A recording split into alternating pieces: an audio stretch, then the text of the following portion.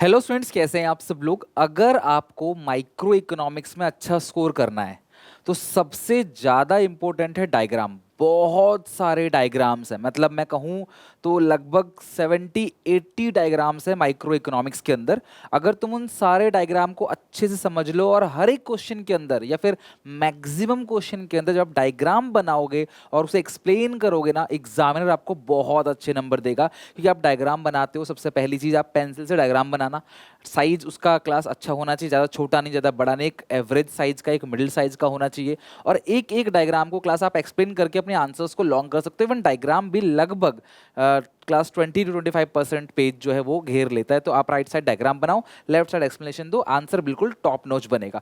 तो आज मैं वन शॉट के अंदर आपको पूरी माइक्रो इकोनॉमिक्स के अंदर जितने भी मैक्सिमम डायग्राम हो सकते हैं वो सारे बताऊंगा, सारे समझाऊंगा। और क्लास सिर्फ डायग्राम बना के दिखाऊंगा नहीं, आपको क्लास अच्छे से समझा भी दूंगा, इसका रिलेशनशिप वगैरह। यकीन मानो आज की इस वीडियो के अंदर पूरी की पूरी माइक्रो का वन शॉट रिवीजन हो जाएगा। वीडियो अच्छी लगे तो लाइक कर देना, अच्छी ना लगे तो डिसलाइक कर देना। बट अगर अच्छी लगे, मजा आए, कंप्लीट रिवीजन हो जाए एंड तक, तो एक एक बच्चे तक शेयर जरूर करना और चैनल को सब्सक्राइब करना मत भूलना। स्टार्ट करते हैं डायग्राम को। सबसे पहला जो डायग्राम आता है वो होता है class PPC, production possibility curve. तो क्लास ये एक्स एक्सिस है, यहाँ पे गुड्स एक्स, यहाँ गुड्स वाई, और ये है क्लास पीपीसी यानी कि कॉनकेव टू द ओरिजिन। इसका जो डायग्राम है वो कॉनकेव टू द ओरिजिन है। और ये है क्लास सारे के सारे कॉम्बिनेशन। और इसके अंदर अगर कोई पॉइंट है तो वो शो करता है कि रिसोर्सेज का अंडर यूटिलाइजेशन है, और इसके बाहर अगर कोई पॉइंट है तो वो शो करता है क्लास रिसोर्सेज अनअटेनेबल है। अगर पीपीसी पूरा का पूरा ऐसे शिफ्ट हो जाए, इसको बोलते हैं राइटवर्ड शिफ्ट। जब भी रिसोर्सेज इंक्रीज होते हैं पीपीसी राइटवर्ड शिफ्ट होता है, और इस तरीके से अगर अंदर की तरफ आ रहा है तो उसको बोलते हैं लेफ्टवर्ड शिफ्ट। लेकिन अगर किसी एक गुड्स के रिसोर्सेज में चेंज आए, लाइक सिर्फ एक्स में चेंज आ रहा है, एक्स का इंक्रीज हो रहा है, एक्स का डिक्रीज हो रहा है, तो इसको आप बोलोगे रोटेशन, राइटवर्ड रोटेशन और लेफ्टवर्ड रोटेशन। उसी तरीके से अगर ऊपर इस तरीके से आ जाए तो अपवर्ड रोटेशन, और नीचे आ जाए तो डाउनवर्ड रोटेशन। रोटेशन तब होता है जब एक ही कमोडिटी में चेंज आता है, शिफ्ट कब होता है जब दोनों कमोडिटी में चेंज आता है। ये है क्लास पीपीसी का पूरा डायग्राम। अब बात करें class MOC, marginal opportunity cost ही डिसाइड करता है कि पीपीसी का शेप कैसा रहेगा। अगर एमओसी इंक्रीज हो रहा है तो पीपीसी का शेप बनेगा कॉनकेव, और अगर एमओसी कांस्टेंट है, मार्जिनल अपॉर्चुनिटी कॉस्ट जिसको आप लोग delta Y upon delta X भी कहते हो, अगर ये कांस्टेंट है तो PPC be a straight line. तो can PPC be a straight line? Yes, PPC be a straight line when MOC is constant. अगर एमओसी डिक्रीज करने लगेगा तो पीपीसी जो बनेगा क्लास वो बनेगा कॉनकेव टू द ओरिजिन। ये है क्लास कॉन्वेक्स, सॉरी कॉनकेव, ये बनेगा class convex to the origin अगर एमओसी डिक्रीज है। ये तीनों डायग्राम ध्यान रखना, ये तीनों डायग्राम बेस करता है क्लास, डिपेंड करता है एमओसी के ऊपर, मार्जिनल अपॉर्चुनिटी कॉस्ट कैसा होगा। Law of diminishing marginal utility, ये है क्लास एक्स एक्सिस, यहाँ पे यूनिट्स कंज्यूम, ये आएगा टी यू और एम यू। और यहाँ पे क्लास टी यू जहाँ पे मैक्सिमम होता है वहाँ पे M U zero, T U increase M U positive, T U maximum M U zero, T U falls M U negative. जहाँ पे टी यू मैक्सिमम उसको बोलते हैं सैचुरेशन पॉइंट, और उसी कॉरस्पॉन्डिंग पॉइंट पे एम यू जीरो होता है, उसे बोलते हैं पॉइंट ऑफ स्टैटिटी। ये है law of D M U का डायग्राम।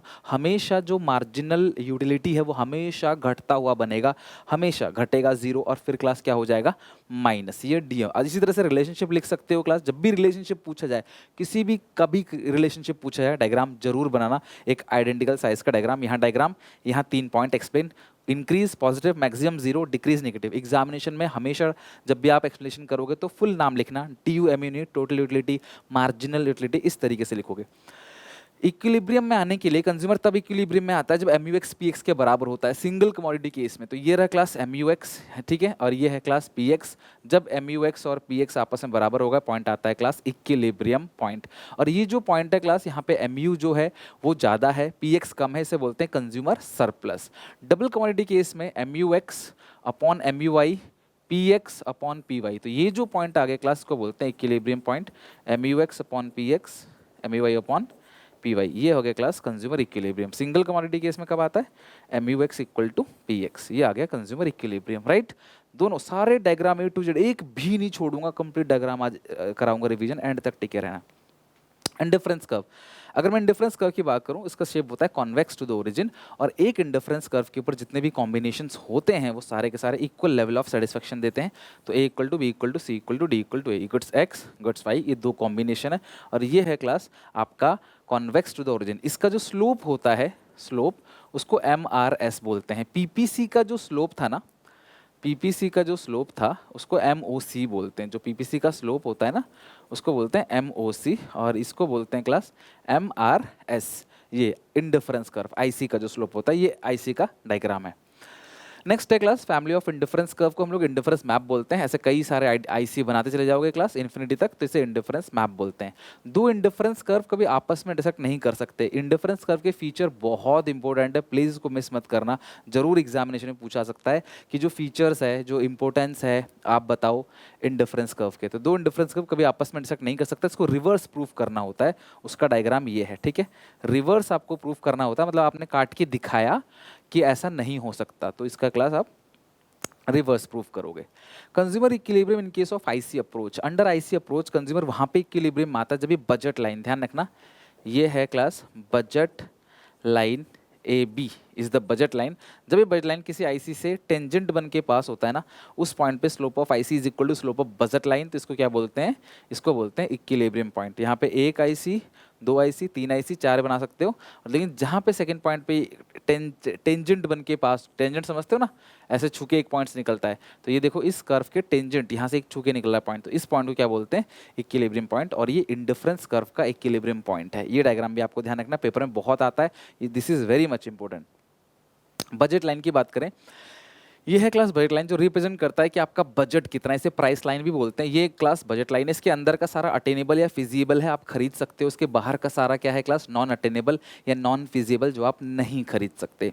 बजट लाइन में शिफ्ट है, अगर आपका बजट बढ़ जाता है तो राइटवर्ड शिफ्ट, बजट घट जाता है तो लेफ्टवर्ड शिफ्ट। बजट बढ़ेगा तो सामान ज़्यादा खरीदोगे, राइटवर्ड शिफ्ट। बजट घटेगा, सामान कम खरीदोगे, लेफ्टवर्ड शिफ्ट। इवन ये प्राइस की वजह से भी होता है, दोनों गुड्स का प्राइस अगर कम हो गया तो बजट बढ़ जाएगा हमारा, राइटवर्ड शिफ्ट। दोनों गुड्स का प्राइस बढ़ गया तो हमारा बजट कम हो जाएगा, लेफ्टवर्ड शिफ्ट। अगर एक कमोडिटी में चेंज आता है, अगर एक कमोडिटी मान लो ये वाई है और ये एक्स है, सिर्फ वाई कांस्टेंट है, एक्स का क्लास बढ़ रहा है, बजट घट रहा है, इसको राइटवर्ड रोटेशन और लेफ्टवर्ड रोटेशन बोलते हैं। लाइक अगर एक्स का प्राइस बढ़ गया तो ये पीछे आ जाएगा, लेफ्टवर्ड रोटेशन। एक्स सस्ता हो गया तो हम ज़्यादा खरीद सकते हैं, तो ये राइटवर्ड रोटेशन। एक कमोडिटी में चेंज आता है रोटेशन, दोनों में चेंज आता है शिफ्ट, ठीक है, ध्यान रखना। नेक्स्ट है demand curve. Demand curve convex to the origin होता है, आपकी मर्जी है, आप चाहो तो एक स्ट्रेट लाइन बना लो ऐसे, या कर्व बना लो, ये कॉन्वेक्स टू द ओरिजिन है। और ये प्राइस और डिमांड के इन्वर्स रिलेशनशिप को शो करता है कि प्राइस घटेगा, डिमांड बढ़ेगा, प्राइस बढ़ेगा तो डिमांड घटेगा। अगर मैं बात करूं सब्स्टिट्यूट गुड्स, वो गुड्स होते हैं जो एक दूसरे की जगह पे इस्तेमाल किए जाते हैं। अगर सब्स्टिट्यूट गुड्स का प्राइस इंक्रीज होगा तो मेन गुड्स की डिमांड बढ़ जाएगी, तो राइटवर्ड शिफ्ट, इसको इंक्रीज इन डिमांड बोलते हैं। और अगर सब्स्टिट्यूट गुड्स का प्राइस घटेगा तो मेन गुड्स की डिमांड घट जाएगी, उसको बोलते हैं डिक्रीज इन डिमांड, और ये लेफ्टवर्ड शिफ्ट होगा। आप चाहो तो इसे कर्व में या स्ट्रेट लाइन में जैसा आपका मन करे बना सकते हो। कॉम्प्लीमेंट्री गुड्स कौन से होते हैं, जो एक साथ इस्तेमाल में लाए जाते हैं, petrol, car, pen, ink, mobile, SIM, AC, stabiliser, bread, butter, tea, milk, इस तरीके से, ठीक है। तो अगर कॉम्प्लीमेंट्री गुड्स का प्राइस बढ़ेगा तो मेन गुड्स की डिमांड पीछे हो जाएगी। इनवर्स रिलेशनशिप होता है कॉम्प्लीमेंट्री गुड्स में, सब्स्टिट्यूट गुड्स में पॉजिटिव रिलेशनशिप होता है। ये पीछे आएगा, इसको लेफ्टवर्ड शिफ्ट या डिक्रीज इन डिमांड बोलते हैं। ये आगे जाएगा, इसको राइटवर्ड शिफ्ट या इंक्रीज इन डिमांड बोलेंगे। अगर कॉम्प्लीमेंट्री गुड्स का प्राइस घटेगा, पेट्रोल सस्ता होगा, गाड़ी ज़्यादा बिकेंगी, गाड़ी की डिमांड राइट शिफ्ट। पेट्रोल महंगा होगा, गाड़ी कम बिकेंगी, demand left shift. Income of consumer, तीन तरह के गुड्स होते हैं क्लास। सबसे पहला नेसेसिटीज ऑफ लाइफ, दूसरा नॉर्मल, तीसरा इन्फीरियर। नेसेसिटीज ऑफ लाइफ जरूरी है, मेडिसिन हो गया, सॉल्ट हो गया, शुगर हो गया। दूसरा हो गया क्लास आपका इन्फीरियर गुड, घटिया क्वालिटी के गुड्स, चीप क्वालिटी के गुड्स। और अगला हो गया सुपीरियर या फिर इसे कहते हैं नॉर्मल गुड्स। तो जो नॉर्मल गुड्स में इनकम इफेक्ट हमेशा पॉजिटिव रहता है, इनकम बढ़ता चला जाएगा, डिमांड ज़्यादा करते चले जाएंगे। लेकिन इन्फीरियर गुड्स में इनकम इफेक्ट नेगेटिव है, इनकम बढ़ेगा, डिमांड कम करेंगे, महंगा। अगर इनकम बढ़ेगी तो हम घटिया सामान कम खरीदेंगे, इनकम घटेगा तो हम लोग इसको ज़्यादा खरीदेंगे, इसको बोलते हैं इन्फीरियर गुड्स। अगर बात करें change in income of consumer inferior goods के केस में, तो इन्फीरियर गुड्स में अगर आपकी इनकम बढ़ेगी तो आप इन्फीरियर गुड्स कम खरीदोगे, decrease in demand, leftward shift. और अगर आपकी इनकम घटेगी तो मजबूरी है, इन्फीरियर ही ज़्यादा खरीदोगे, तो राइटवर्ड शिफ्ट। डिमांड जब भी इंक्रीज होता है राइटवर्ड शिफ्ट, डिमांड जब भी डिक्रीज होता है लेफ्टवर्ड शिफ्ट। अगला है change in income of consumer normal goods. तो नॉर्मल गुड्स यानी लग्जरियस गुड्स, महंगी महंगी चीज़ें, ठीक है, लग्जरियस ब्रांडेड आइटम्स। तो अगर आपकी इनकम बढ़ेगी तो आप ये ज़्यादा खरीदोगे, राइटवर्ड शिफ्ट हो जाएगा। अगर आपकी इनकम घटेगी तो आप ये कम खरीदोगे, तो ये क्या होगा, लेफ्टवर्ड शिफ्ट। यानी कि इनकम के बढ़ने घटने से इनकम बढ़ेगा, नॉर्मल गुड्स की डिमांड बढ़ेगी, इनकम घटेगा, नॉर्मल गुड्स की डिमांड घटेगी। और क्वेश्चन साइलेंट है तो हम मानेंगे कौन से गुड्स की बात कर रहा है, नॉर्मल गुड्स की। सिंपल क्वेश्चन पूछेगा, इनकम बढ़ेगी तो डिमांड, नॉर्मल गुड्स मान के बोलेंगे आंसर बढ़ेगा, राइट। अगला है क्लास इंडिविजुअल डिमांड। ये ए की डिमांड है, ये बी की डिमांड है, ये सी की डिमांड है। अगर मैं तीनों की डिमांड को जोड़ दूंगा थोड़ा सा फ्लैटर बन जाएगा class A plus B plus C की डिमांड। ध्यान रखना ये मार्केट डिमांड है, ये फ्लैटर होता है, थोड़ा फ्लैटर। और ये सारे के सारे क्या होते हैं, स्टिपर। ये देखो तुरंत क्विकली नीचे आता है, क्विकली नीचे आएगा, लेकिन ये थोड़ा सा ऐसे दूर तक जाएगा। तो ये मार्केट डिमांड कर्व का डायग्राम है और ये सारे के सारे इंडिविजुअल डिमांड कर्व के डायग्राम। अब देखो, अगर कभी भी खुद का प्राइस बढ़ेगा, किसी भी सामान के खुद का प्राइस अगर बढ़ता है तो उसकी डिमांड कम होगी, तो उसको बोलते हैं contraction in demand. Contraction in demand, own price का, अगर ओन कमोडिटी का प्राइस बढ़ेगा तो डिमांड कम होगी, कॉन्ट्रैक्शन इन डिमांड बोलते हैं। एरो ऊपर की तरफ जाएगा, इसको बोलते हैं upward movement along with same demand curve, ऊपर की तरफ।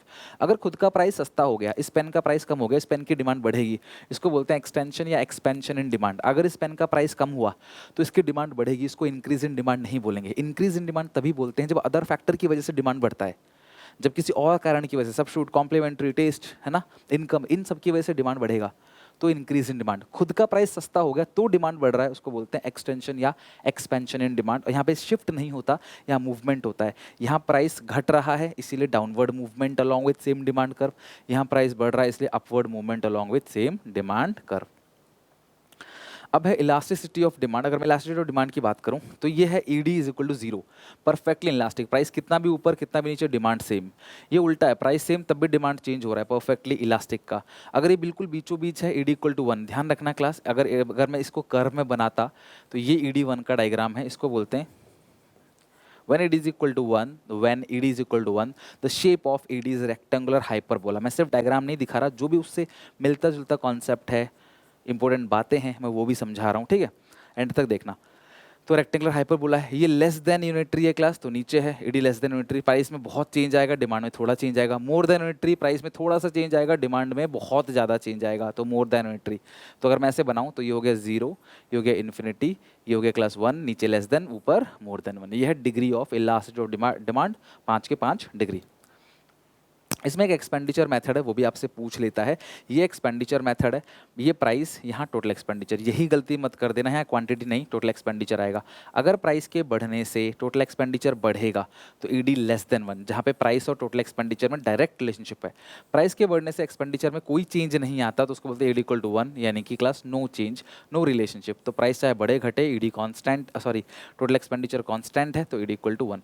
प्राइस अगर बढ़ेगा, ठीक है, तो एक्सपेंडिचर घटेगा, तो अगर नेगेटिव रिलेशनशिप है तो ED क्या है क्लास, आएगा मोर देन 1, और ये इनवर्स रिलेशनशिप है। ओके, नेक्स्ट है class law of returns two factor, यानी कि लॉ ऑफ डिमिनिशिंग रिटर्न। उसके अंदर क्या बनाते हो आप, TP, TU जैसा, फिर क्लास ये बढ़ के घटेगा MP, और फिर ये AP। आप ध्यान रखना, अगर मैं रिलेशनशिप की बात करूँ, TP increase, MP positive, TP maximum, MP zero, TP falls, MP negative.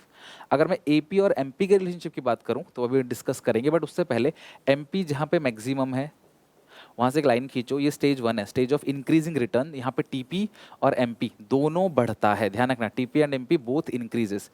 जहाँ पे MP 0 है वहाँ से लेकर यहाँ तक आता है stage 2, stage of diminishing return. यहाँ पे TP जो है क्लास बढ़ रहा है, स्टेज ऑफ डिमिनिशिंग रिटर्न में भी TP बढ़ता है।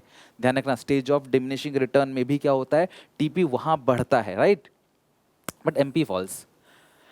और यहाँ पे TP पहली बार घटेगा और MP नेगेटिव जाएगा, उसको बोलते हैं स्टेज ऑफ नेगेटिव रिटर्न। तो ये 3 फेसेस या 3 स्टेजेस हैं law of diminishing marginal utility के, साथ में डायग्राम भी है। AP और MP का रिलेशनशिप, MP इंक्रीज होगा तो AP भी इंक्रीज होगा, दोनों भाई भाई हैं। MP घटेगा, AP घटेगा, लेकिन जब दोनों इंक्रीज हो रहे हैं तो बड़ा MP है, दोनों डिक्रीज हो रहे हैं तो बड़ा AP है। और जहाँ पे AP सबसे ज़्यादा है, जहाँ पे AP मैक्सिमम है, वहाँ पे क्लास AP MP को कट करेगा, यानी AP MP दोनों बराबर होंगे। Both increase, MP is greater than AP, both decrease, AP is greater than MP, और AP cuts MP when it is maximum, here AP and MP equal रहेगा।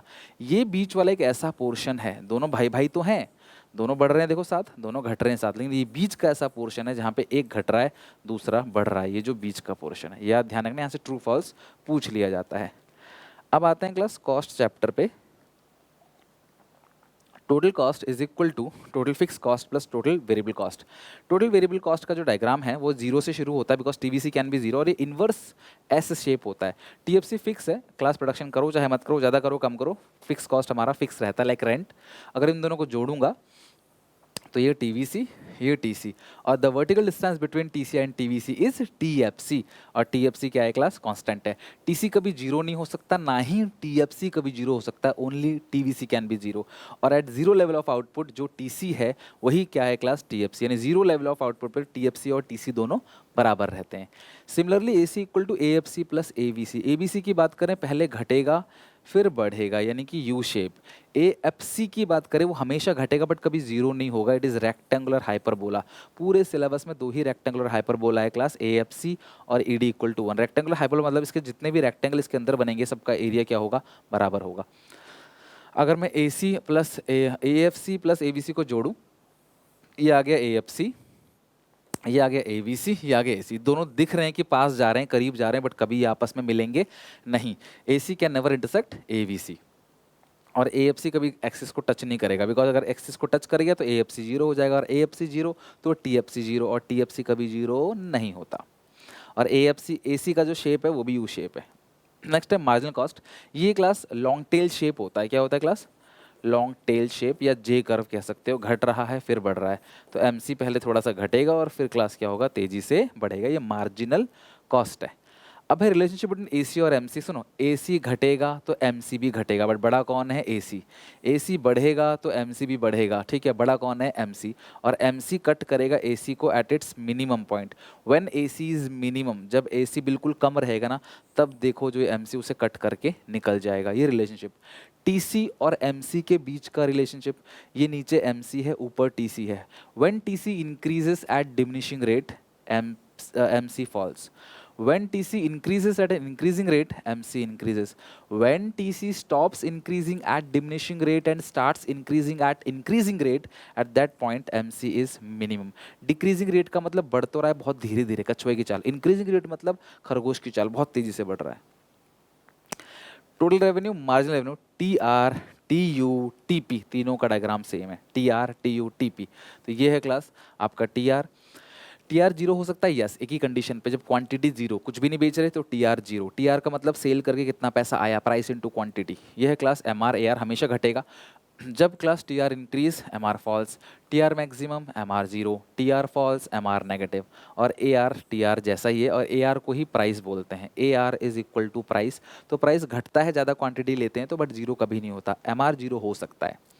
Relationship between, general relationship between TR and MR.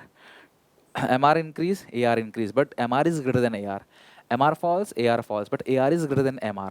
AR cuts MR when AR is maximum. At that point, AR equal to MR. यहाँ पे AR less है, MR ज़्यादा है। यहाँ पे AR ज़्यादा है, MR लेस है, राइट। ये हो गया क्लास रिलेशनशिप। आप ये डायग्राम बना के 3 पॉइंट लिखोगे ना, पूरे नंबर मिलेंगे। अभी बहुत डायग्राम है, आ जाओ। AR curve under perfect competition. देखो, परफेक्ट कंपटीशन वो मार्केट है जहाँ पे प्राइस सेम होता है, सारे के सारे सेलर एक ही जैसा सामान बेचते हैं एक ही प्राइस पे। तो ये लाइन हो गई क्लास आपकी परफेक्ट कंपटीशन की। यहाँ पे AR equal to MR equal to price है।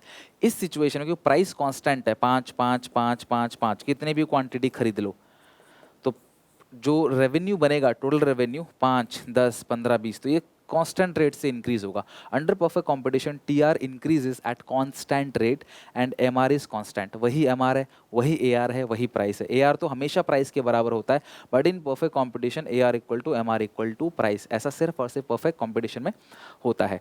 मोनोपोलिस्टिक कंपटीशन, इसके बारे में डिटेल नहीं पढ़ना है, बस आप यहाँ ध्यान रखो, यहाँ प्राइस घटता है, ठीक है। मतलब कि ये वो प्रोडक्ट हैं जैसे साबुन, शैम्पू, वो सब। मोनोपोली लाइक इंडियन रेलवे, जहाँ पे एक ही सेलर है, तो इसका जो एमआर का डायग्राम बनेगा वो इस तरीके से, और एआर का इस तरीके से। ये मोर इलास्टिक है और दोनों का गैप ज़्यादा है। लेकिन मोनोपोली में ये लेस इलास्टिक बनेगा और दोनों का गैप क्या होगा क्लास? कम होगा। ये लेस इलास्टिक है। हियर बोथ क्विकली फॉल्स, तेजी से, और ये धीरे धीरे ऐसे गिर रहा है, ठीक है। Producer equilibrium. अब producer is equilibrium at a point where MR equal to MC and MC is rising. तो ये जो पॉइंट है इक्विलिब्रियम का है, ये एमआर है, परफेक्ट कंपटीशन में कांस्टेंट है, और ये एमसी है, मार्जिनल कॉस्ट। जहाँ पे एमआर एमसी कट करेगा और एमसी बढ़ता नजर आएगा, यहाँ भी कट कर रहा है बट यहाँ एमसी घट रहा है, तो ये नहीं होगा, यहाँ एमसी बढ़ रहा है, तो ये पॉइंट स्टैंड्स कहलाएगा इक्विलिब्रियम। ये है क्लास प्रोड्यूसर इक्विलिब्रियम। एक क्वेश्चन पक्का आना है इस चैप्टर से, यही आना है, और यही डायग्राम आपको पक्का बनाना है। और सप्लाई की बात करें तो या तो आपकी मर्जी है, आप ऐसे अपवर्ड स्लोपिंग बना लो, सीधा स्ट्रेट लाइन, या एक कर्व बना लो, इसको बोलते हैं कॉन्केव टू द ओरिजिन। और ये एक पॉजिटिव रिलेशनशिप शो करता है कि प्राइस बढ़ेगा, सप्लाई बढ़ेगा, प्राइस घटेगा, सप्लाई घटेगा। नेक्स्ट है क्लास, जब भी सप्लाई बढ़ेगा तो राइटवर्ड शिफ्ट, जब भी सप्लाई घटेगा लेफ्टवर्ड शिफ्ट। जब भी ओन प्राइस की वजह से सप्लाई बढ़ेगा तो उसको बोलते हैं extension in supply, own price की वजह से सप्लाई घटेगा उसको बोलते हैं contraction in supply. Increase in supply का मतलब सप्लाई बढ़ रहा है अदर फैक्टर से, number of sellers, taxation policy. लेकिन कॉन्ट्रैक्शन इन सप्लाई मतलब सप्लाई घट रहा है खुद के प्राइस के घटने की वजह से, राइट। प्राइस घटेगा सप्लाई घटेगा, प्राइस बढ़ेगा सप्लाई घटेगा। Degree of price elasticity 5 degree है। ES 0 इसको बोलते हैं perfectly inelastic supply. When ES equal to 0 तो क्या बोलोगे इसको, परफेक्टली इन इलास्टिक सप्लाई।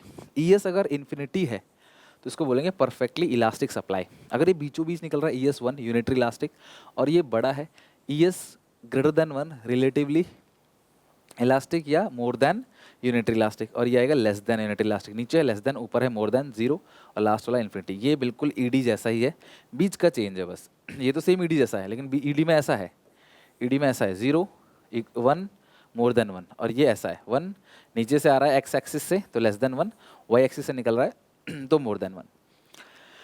अब ये लास्ट चैप्टर है और बहुत डायग्राम है इस चैप्टर में, भर के डायग्राम है। ध्यान समझिए, एक डायग्राम आता है मार्केट इक्विलिब्रियम, जहां मार्केट में होने वाली डिमांड और मार्केट में होने वाली सप्लाई बराबर है, उसको बोलते हैं इक्विलिब्रियम। O से लेकर Q तक इक्विलिब्रियम क्वांटिटी है, O से लेकर P तक इक्विलिब्रियम प्राइस है, राइट। और ये ऊपर वाला गैप एक्सिस सप्लाई है, नीचे वाला गैप एक्सिस डिमांड है, और जहां पे डिमांड सप्लाई कट करेगा उसी प्राइस को इधर खींच के लेके आएंगे, तो ये परफेक्ट कॉम्पिटिशन। परफेक्ट कॉम्पिटिशन एक ऐसी मार्केट है जहां large number of buyers and sellers है, सारे के सारे होमोजीनियस प्रोडक्ट बेच रहे हैं एक ही प्राइस पे, एक ही प्राइस पे क्लास। और यहाँ पे सारा कंट्रोल जो है, यहाँ पे एक भी सेलर बायर जाए आए उससे फ़र्क नहीं पड़ता, प्राइस यहाँ कांस्टेंट रहेगा। एक सामान खरीदो 1000 सामान खरीदो फिक्स प्राइस है, एक सामान 100 का तो 100 सामान 10,000 का, इस तरीके से। और ये इंडस्ट्री है, इंडस्ट्री प्राइस सेट करता है, फर्म इसी प्राइस को चार्ज करते हैं। यहाँ पे जो डायग्राम है वो ED का परफेक्टली इन इलास्टिक है, यहाँ प्राइस सेम है क्लास, प्राइस में कोई भी चेंज नहीं आता, परफेक्ट कॉम्पिटिशन मार्केट का डायग्राम है। अब हम ये देखेंगे इक्विलिब्रियम प्राइस वो प्राइस है जहां डिमांड सप्लाई दोनों बराबर है। अब हम ये देखेंगे क्लास कि अगर डिमांड में चेंज आता है ना, तो इक्विलिब्रियम प्राइस पे क्या फ़र्क पड़ेगा। तो ये मेन डायग्राम आपको बनाना है पहले, फिर डिमांड में चेंज आना है तो एक जगह डिमांड को बढ़ाना है। तो अगर मैं डिमांड को बढ़ाऊंगा तो इक्विलिब्रियम प्राइस बढ़ जाएगा और क्वांटिटी भी बढ़ जाएगा, और अगर मैं डिमांड को कम करूंगा यहाँ पे पीछे आ जाएगा, डिमांड बढ़ेगा राइट, डिमांड घटेगा लेफ्ट। सप्लाई यहाँ कांस्टेंट है, सिर्फ क्या चेंज हो रहा है, चेंजेस इन डिमांड। तो ये नया पॉइंट को यहाँ कट करेगा, एक सेकंड नया, ये जो नया डिमांड है ना ये सप्लाई को यहाँ कट कर रहा है। तो यहाँ पे देखो क्लास, सप्लाई को कहाँ कट कर रहा है, सप्लाई को यहाँ कट कर रहा है E'। तो क्वांटिटी भी घट रहा है क्लास और प्राइस भी घट रहा है, यानी कि अगर डिमांड कम होगा तो प्राइस कम और डिमांड ज़्यादा होगा तो प्राइस ज़्यादा, इफ सप्लाई इज कांस्टेंट। अगला डायग्राम है चेंज इन सप्लाई। तो एक जगह सप्लाई को बढ़ाओ, तो सप्लाई को ऐसे ऐसे राइट साइड ले आओ, तो नया पॉइंट यहाँ कट कर रहा है क्लास, तो प्राइस फॉल हो गया और क्वांटिटी बढ़ गया। देख रहे हो, प्राइस फॉल्स P से OP डैश और क्वांटिटी इंक्रीज OQ से OQ डैश। अब यहाँ पे चेंज इन सप्लाई में सप्लाई को कम करना है, तो ये रहा सप्लाई, इसको पीछे ले आओ, एस डैश, नया पॉइंट यहाँ कट हो रहा है E'।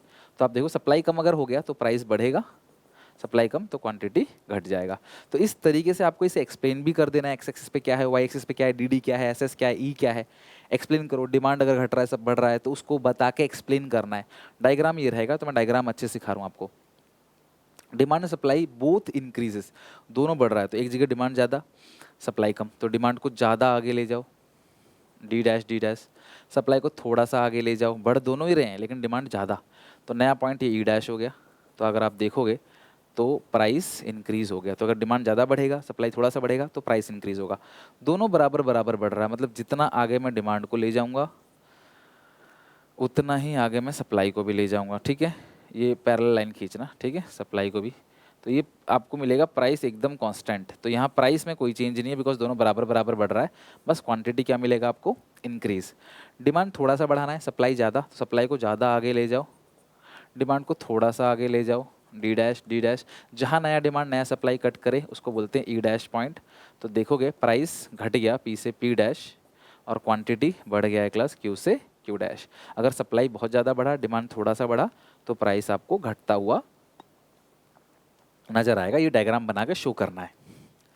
Demand supply both decreases, तो डिमांड थोड़ा सा सप्लाई ज़्यादा, सप्लाई को बहुत पीछे ले आओ, डिमांड को थोड़ा सा पीछे ले आओ, तो यहाँ पे नया पॉइंट ये है E'। तो आप देखोगे प्राइस बढ़ गया और क्वांटिटी जो है वो घट गया। डिमांड सप्लाई दोनों डिक्रीज हो रहा है, जितना डिमांड पीछे होगा उतना ही सप्लाई भी पीछे होगा। ये ई डैश प्राइस सेम है। तो आप देखना जब भी डिमांड सप्लाई दोनों सेम बढ़ेगा दोनों सेम घटेगा वहाँ प्राइस में कोई चेंज नहीं आएगा। अब यहाँ डिमांड बहुत पीछे आ गया तो ज़्यादा पीछे ले लो इसको, D dash D dash. Supply को थोड़ा सा पीछे ले लो, एस डैश। तो नया पॉइंट ई डैश आ गया। स्केल से बनाना ताकि बराबर आए गैप।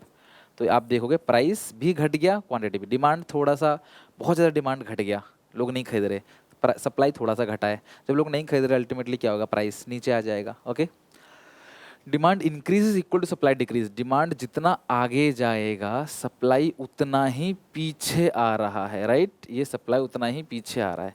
तो ये नया पॉइंट बन गया ये वाला ई डैश। तो आप देखो क्वांटिटी सेम है बिकॉज डिमांड बढ़ रहा है सप्लाई घट रहा है, क्वांटिटी सेम है लेकिन प्राइस बहुत ज़्यादा बढ़ गया। क्यों? एक तो लोग डिमांड बहुत कर रहे हैं, ऊपर से माल नहीं आ रहा, तो महंगाई बहुत ज़्यादा बढ़ जाएगा। When demand is perfectly elastic and supply changes, तो डिमांड परफेक्टली इलास्टिक है, इस तरीके से डिमांड बना दिया। सप्लाई चेंजेस है, चेंजेस का मतलब एक जगह बढ़ा दिया एक जगह घटा दिया। तो सप्लाई अगर बढ़ेगा तो ये नया पॉइंट आ जाएगा एस डैश, ये पॉइंट ई डैश। तो आप देखोगे कि क्वांटिटी इंक्रीज कर गया बट प्राइस कांस्टेंट है। और अगर सप्लाई घटेगा पीछे आ जाएगा एस डैश। प्राइस अभी भी कांस्टेंट है, क्वांटिटी घट गई। यानी कि अगर डिमांड परफेक्टली इलास्टिक है, भरपूर डिमांड है, सप्लाई बढ़े चाहे घटे, प्राइस में कोई चेंज नहीं आएगा। सप्लाई बढ़ेगा तो क्वांटिटी सप्लाई इंक्रीज, घटेगा डिक्रीज, बट प्राइस में कोई चेंज नहीं आएगा। डिमांड परफेक्टली इन इलास्टिक है, मतलब ये खड़े में बनेगा परफेक्टली इन इलास्टिक इस तरीके से। और जो सप्लाई है वो चेंजेस, तो एक जगह सप्लाई को बढ़ाना है तो सप्लाई बढ़ेगा, राइट वर्ड, नया पॉइंट ई डैश। तो प्राइस क्या दिखेगा आपको, घट गया बट क्वांटिटी सेम है। और सप्लाई घटाएंगे एक जगह तो पीछे की तरफ ले आओ, एस डैश। तो सप्लाई डिमांड को यहाँ कट कर रहा है, नया पॉइंट आ गया इक्विलिब्रियम का ई डैश।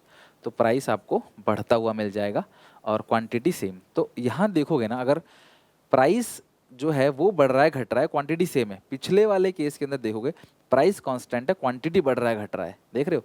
तो जब आप जो भी लिखा है बस उसका डायग्राम बना दो, रिजल्ट तुम्हारे सामने होगा।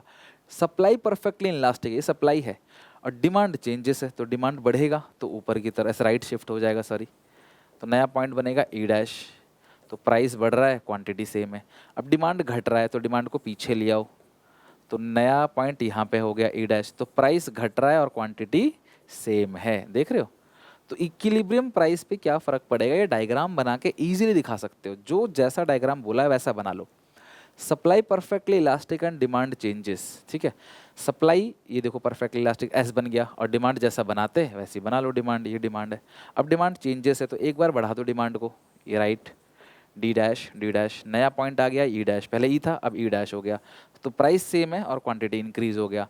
अब ये ई पॉइंट है, डिमांड को घटाना एक जगह पीछे कर दो, डी डैश। ये पॉइंट हो गया ई डैश। तो क्वांटिटी जो है वो कम हो गया लेकिन प्राइस जो है वो क्या है क्लास, सेम है। तो इस तरीके से जितने भी मैक्सिमम डायग्राम हो सकते थे मैंने पूरा का पूरा बनाया। वीडियो थोड़ी सी लंबी हो गई होगी बट अगर आपको रियली में मेरे एफर्ट्स, मतलब 1.5 घंटा सिर्फ इसको बनाने में लगा, अप्रॉक्सीमेटली 1.5 घंटा ये सारे के सारे डायग्राम को सिर्फ बनाने में लगा है। तो अगर आपको मेरी मेहनत अगर आपको लग रही है तो प्लीज़ सब्सक्राइब करो, चैनल को शेयर करो और अच्छे से रिवाइज करो, ठीक है। मैं इसी तरीके से आपको पूरा माइक्रो का वन शॉट भी लेके आऊँगा, अकाउंट्स के वन शॉट भी आएंगे, बहुत सारी चीज़ें और आएंगी टाइम टू टाइम। बस सपोर्ट दिखाओ, प्यार दिखाओ अपना, सब्सक्राइब करो चैनल को और शेयर करो अपने सारे दोस्तों में। अच्छा लगा तो शेयर जरूर करना। मिलते हैं नेक्स्ट क्लास में, take care, bye bye, God bless you.